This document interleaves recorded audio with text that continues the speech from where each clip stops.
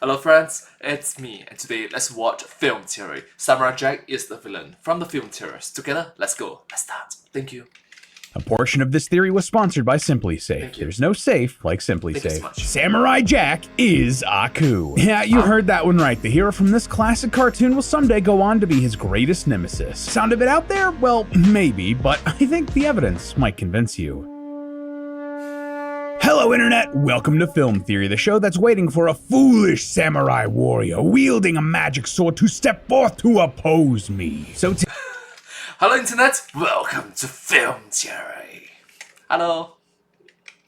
Today, we are talking about one of my favorite series of all time, Samurai Jack. If you don't know, Samurai Jack is a classic cartoon from the 2000s all about a samurai that's, well, given the name Jack. He was the prince of feudal Japan whose father was imprisoned by the evil shape-shifting demon Aku, but not before Jack was sent away to train with masters from all around the world. Jack later returned to Japan, but before he could defeat Aku, the demon pulled the cheap trick of opening a portal and flinging Jack into the distant future, where Aku had thousands of years to take over the entire planet. And now, Jack is on a quest to get back to the past so he can defeat Aku before any of this happens and undo his nightmarish timeline.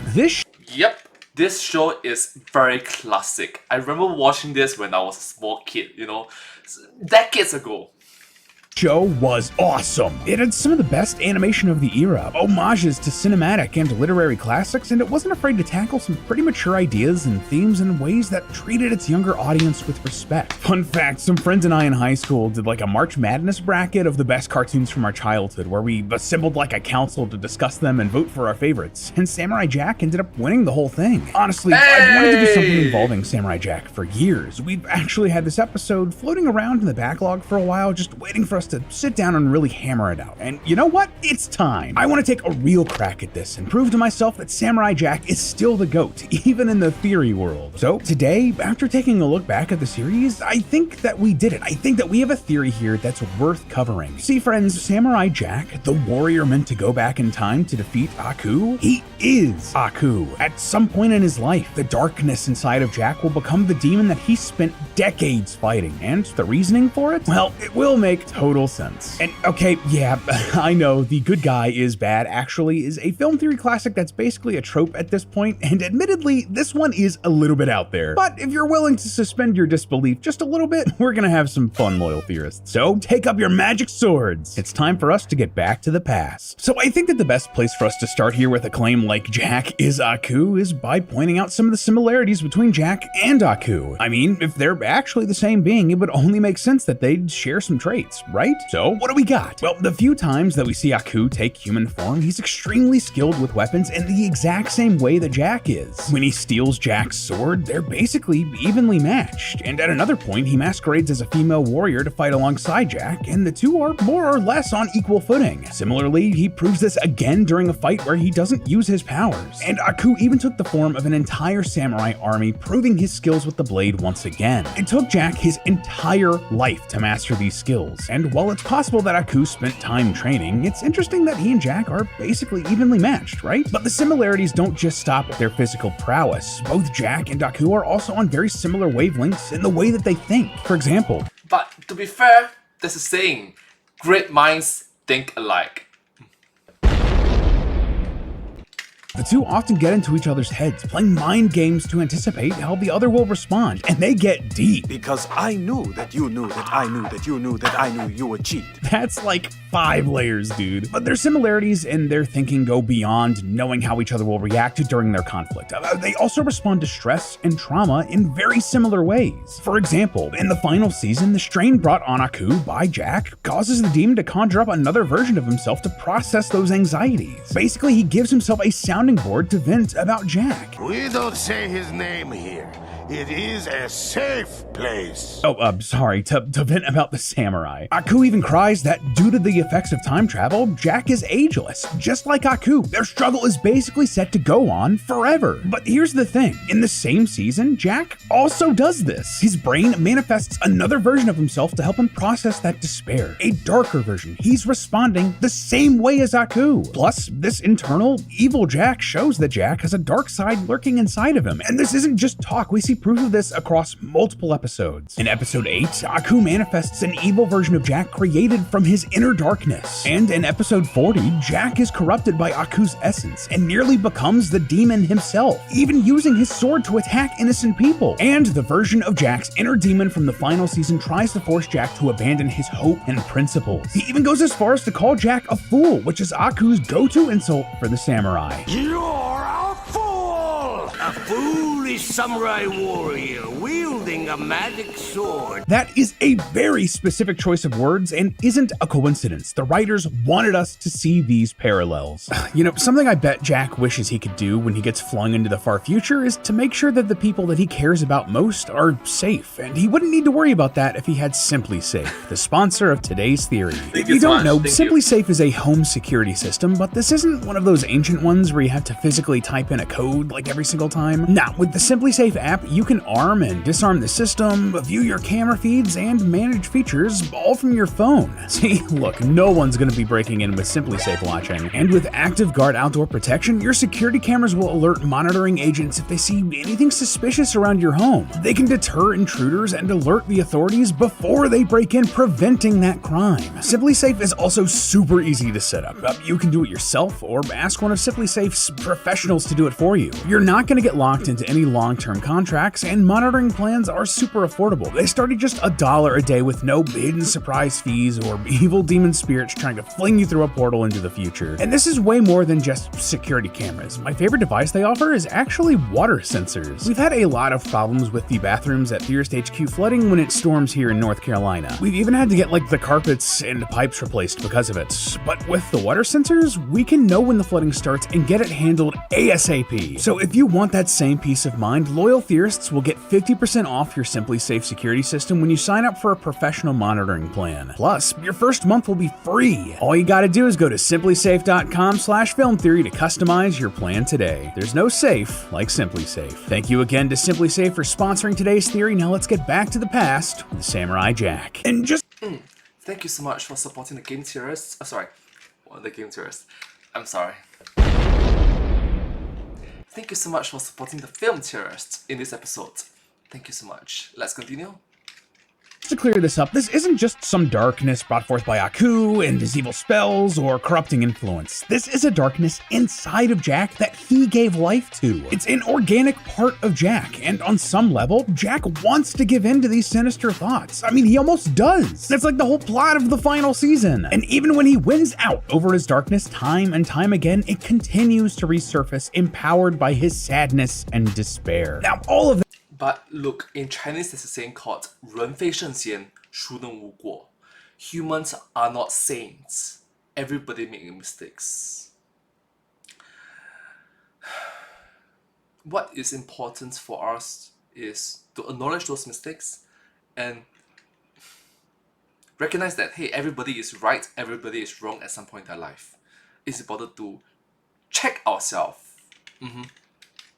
that being said, while these are interesting parallels, that's not quite enough to definitively say that these two are the same guy, right? Regardless of how much I love this pitch, it's not quite enough to do the classic film theory, actually, they're the same angle. No, if we wanted that, we'd need some sort of story element, a piece of lore that just cements the Jack-Aku connection. The Jakku connection, one could say. Otherwise, these are fun coincidences and nothing more. But thankfully, we have exactly that. See, there was always a bit of a loose end from the series that always bothered me, a lingering thread that's never quite leading anywhere. Well, at least not that we see in the show, but anyway. There's a character in Samurai Jack known only as the Guardian who appears in the episode Jack and the Traveling Creatures. The Guardian is a powerful warrior who guards a portal that can be used to travel through time and space, but the only person who can use this portal is the man who defeats the Guardian in battle. You see, Samurai, only one man has been prophesied to defeat me, and that man is the only man who can use this time passage. Now, this is a series that takes these sorts of prophecies pretty seriously. I mean, it's part of this magical world, right? But there are a couple of roadblocks with this as we see in the show. See, in this episode, Jack can't defeat the Guardian, but unlike everyone else that he kills after he defeats them, the Guardian doesn't kill Jack. He lets Jack go. And why? Well, just check this out. You will never gain entrance into... Oh, I understand. The portal stops the Guardian before he can kill Jack, and he lets Jack go right before we see a vision, a prophecy of what's to come, a prophecy of a much older Jack wearing a crown with a sick beard inside of the portal. The Guardian even says, You can't use it yet, Samurai Jack. Not yet. Not yet. so very clearly, Have to repeat it 3 times. Not yet. Not yet. Soon, but not yet. this show is spelling out for us that Jack is eventually going to defeat the Guardian and gain passage through the portal to fulfill his quests, right? I mean, it's a sentient, time-traveling portal. It should have knowledge of what's to come. Seems kind of hard to refute, right? Except, well, that's not what happens. None of this is what happens. Why? Well, we know that Jack isn't the one who defeats the Guardian. In episode 100, Jack returns to the time portal only to find it broken and destroyed, and the Guardian's glasses on the ground. Aku has come in, killed the Guardian, and destroyed the portal in his efforts to thwart Jack from going back in time. So, was the prophecy just wrong? I mean, that seems to really go against how time travel and prophecy works in this universe. In Samurai Jack, there's only one consistent timeline. There isn't a multiverse that branches out from different choices, which we know. Or is it? I'm sorry. Because Ashi ceases to exist when Aku is eventually defeated. Plus, again, it's like a sentient time portal. It would know what's going on. So, no, something else is going on here. And you know how all of this would make sense? If Aku was Jack, or at least the darkness inside of Jack's heart somehow manifested into its own being. If Aku were Jack and he defeated the Guardian, then that would fulfill the prophecy and keep everything consistent and good. Part of Jack will have defeated the Guardian. So, okay, I think that's a lot of evidence from their abilities and their character and the lore of the actual series pointing towards Aku being some sort of dark reflection of Jack. But this also leaves 2 big questions for us. Firstly, wait, how can this possibly be a thing? And secondly, why would Jack become Aku? Well, let's tackle those questions one by one, starting with the how this is a thing. Yeah, it might be weird to think about Jack, who is very much a human, somehow becoming Aku. I mean, not only is Aku a demon, a being of true darkness, but he's also been around for ages and done a lot. Like, Aku's earliest known form was this random blob of darkness floating out in space. The gods swooped in and tried to destroy Aku, with the small piece breaking off and crashing onto the Earth. That was actually the meteor that killed the dinosaurs, fun fact. Yeah, I love that bit of trivia. Anyway, it'd be hard for Jack, who was born in Imperial Japan after Aku has already been around, to become Aku, right? Well, not so. We have a great explanation for that, too. See, that whole storyline with the time portal and the Guardian, it tells us more than that Aku and Jack are likely the same person. Remember the vision that were shown within it of that much older Jack with the beard that I am not jealous of at all? Originally, that seemed like a bit of a spoiler for the whole series.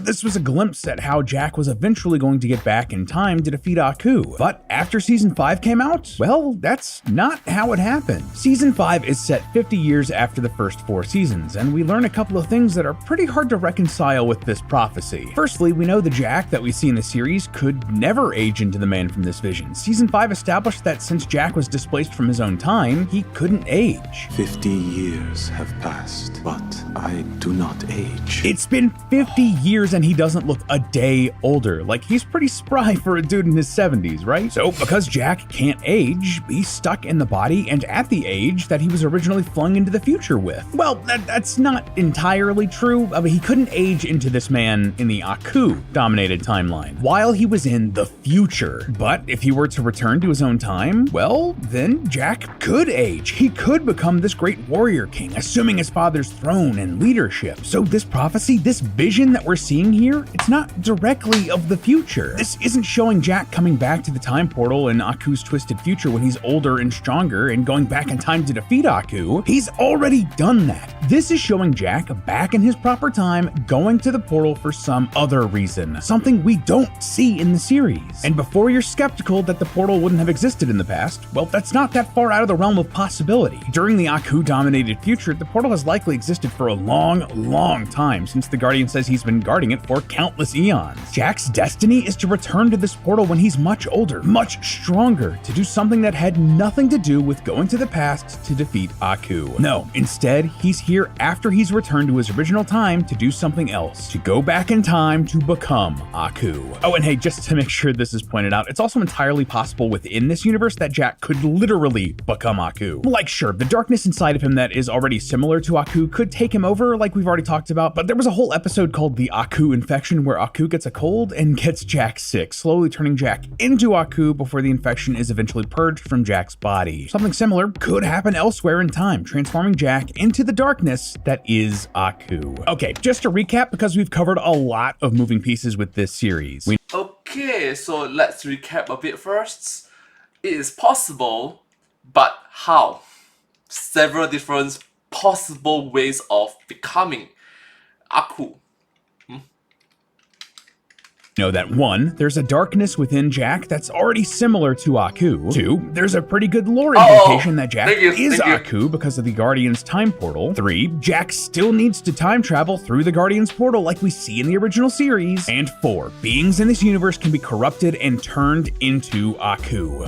Okay, thank you for answering that question immediately. I have not watched this video from the film series yet, so it's just pure coincidence. Yay. All of the pieces are here for Jack to actually be Aku, except perhaps the biggest one. Why? Why in the world would Jack give in and become evil? Go on some sort of grand quest that must take almost his entire life to become his own arch nemesis? Become a force of darkness that will destroy so much of the world and universe? Well, the answer to that one is simple, loyal theorists. He's going to do it for love. See, in that final season of the show, the one that takes place 50 years after the original run, Jack isn't the only main character. No, there's also a new female lead named Ashi, an assassin born of Aku's essence who becomes Jack's love interest. The two slowly grow to trust one another, and by the end, Ashi joins the battle against Aku. Because she was born of his essence, she has all of his powers, and uses them to bring Jack back in time to defeat Aku once and for all. Happily ever after, right? Well, not so much. As I've mentioned a few times in this episode already, Samurai Jack doesn't exist in a multiverse. Its time travel operates like Back to the Future. When you change the past, it erases the future that would have been. So, sadly, as we see in the final episode, just as Jack and Ashi are about to be married, Jack, without Aku, I would have never existed. Because she was born from Aku, and since Aku was killed in the past, the future with Ashi in it never existed. She was never born, which creates a whole bunch of other paradoxes, but we're just gonna ignore that for now. Though the series uses this to end on a bittersweet note, given everything we've talked about so far, the darkness that we know lurks within Jack would certainly not accept this. It would not want to continue on without Ashi. And that isn't even just me pulling that out of nowhere. In the now delisted spin-off game Samurai Jack Battle Through Time, which the creator said was canon, Jack straight up says, Even across time, I will find my way back to you. This happens after Jack has fought his way through several levels pulled from the entire series, where Jack has had to relive some of his worst memories. And he's just straight up saying that he's willing to go through all of that darkness again just to get back to Ashi. And what's the only way to get back to Ashi at the end of the series, in a timeline where she never existed, where the future she was born in was erased? That is very romantic, to be honest with you. It's like, because of a loved one, you're willing to sacrifice yourself. That is selflessness to the max. You're willing to become the demon, the devil, for romance. Much respect to you. The unfortunate thing is, in this day and age, the younger generation call them gooners. Sorry. To recreate that timeline, to seek out that time portal and fulfill the vision from the Guardian's prophecy, to go back in time and make sure Aku came into being so he could create Ashi, to spill out the dark side of his heart and take the form of the deliverer of darkness himself. Honestly, I think this is an incredible story, an extra layer on top of this beautifully crafted world and series, hidden just under the surface if you're willing to dive into it and suspend your disbelief just a little bit. But when you think about it, perhaps all of this would be a good good thing. Maybe bringing about this future where Aku rules is the best outcome for pretty much every character we meet in the series. Now hold up, let me explain. Don't get me wrong, the tragedy and pain Aku brought into this world was incalculable. But, well, when you put things into perspective, Jack's mission is kind of messed up, isn't it? Yes, Jack is trying to return to the past to defeat Aku and in the process undo the future and pain that he created. But if Jack changes the past, then doesn't that mean the entire future would get wiped out? Wouldn't everyone we meet in the entire show die, in a way? They disappear. They cease to exist. If you change the past, the future that would have happened vanishes, just like we see with Ashi. And when you consider just how huge and widespread Aku's dominance on the planet was, how he reshaped not only the Earth, but also it seemed like other planets throughout the universe, when you consider the butterfly effect, there's basically no way that someone born into an Aku-dominated future would exist in a timeline where Aku was taken out of it. So that's billions, maybe trillions of lives just gone. But hey, what else could Jack really do? Going back in time was the only way he could really beat Aku, right? Well, no, not really. I mean, So you are trying to say that there is a possibility that the existence of Aku is, quoting from Thanos, I am inevitable.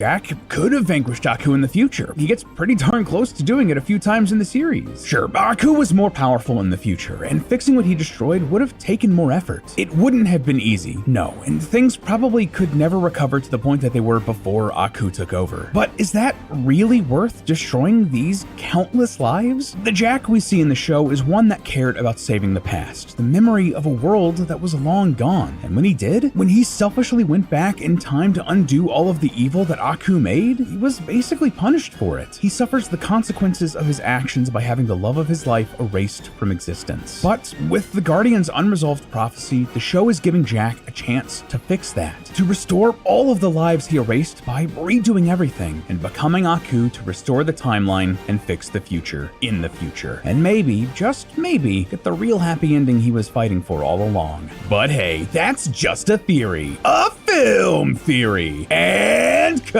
Up next on Film Theory, is Uncle Iroh a war criminal? Well, I never expected that this episode from the film theorists will have such a deep meaning behind it. It's like, hey, ultimately it is for love, for romance.